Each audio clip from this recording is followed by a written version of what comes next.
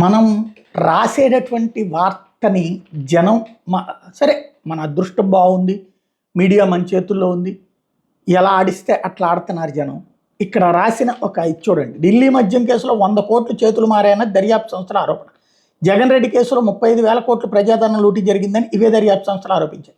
మద్యం కేసులో ఢిల్లీ మాజీ ఉప ముఖ్యమంత్రి మనీష్ సిసోడియా 17 నెలల పాటు జైల్లో ఉండగా 35,000 కోట్ల రూపాయల అవినీతి కేసులో జగన్ రెడ్డి 16 నెలలు మాత్రమే జైల్లో ఉండి బెయిల్ పొందారు.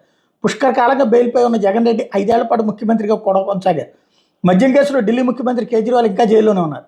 ఈ వైరుధ్యాలకు కారణం ఎవరు? సిసోడియా జగన్ రెడ్డి కేసులు సుప్రీంకోర్టుకు కనిపించిన అభ్యంతరం కింది కోర్టులకు ఎందుకు కనిపించలేదు? న్యాయం కోసం సుప్రీంకోర్టు వరకు ఈ దేశంలో ఎంతమంది వెళ్ళగలరు? వెళ్ళినా న్యాయం దక్కుతుందన్న గ్యారంటీ ఉంటుందా? అది లేదు. ఓ పక్కన న్యాయ వ్యవస్థ మీద మండిపోతున్నారు. జగన్ ఇంకా ఎందుకు జైల్లో వేయలేదు? సిసోడియాని ఎందుకు వదలలేదు? ఇది విచిత్రం. జగన్ ఏమో ఇక్కడ ఏమని అడుగుతున్నారు? సిసోడియా ఇప్పుడు రేపు పొద్దున కనుక నిరపరాధని తేలితే దానికి బాధ్యత ఎవరో అని అడుగుతున్నారు. జగన్ దోషని తేలితే అతను సీఎంగా చేయడానికి బాధ్యత ఎవరు అన్నారు. మరి జగన్ నిర్దోషని తేలితే అప్పుడు ఈ పత్రికలు బాధ్యత వహిస్తాయా? ఎన్టీ రామారావుని దోషిని చేశాం, ఎన్టీ రామారావుని అమ్మాయిల పిచ్చోడిని చేసాం, ఇప్పుడు అదే ఎన్టీ రామారావుని దేవుడు అంటున్నాం, అదే ఎన్టీ రామారావుని మంచోడు అంటున్నాం. అలాగే ఆ రోజున లక్ష్మీపార్వతిని దుర్మార్గురాలని చేసాం, లక్ష్మీపార్వతి దోపిడీదారి చేసాం, కోట్లకు దోచుకుందని చెప్పాం.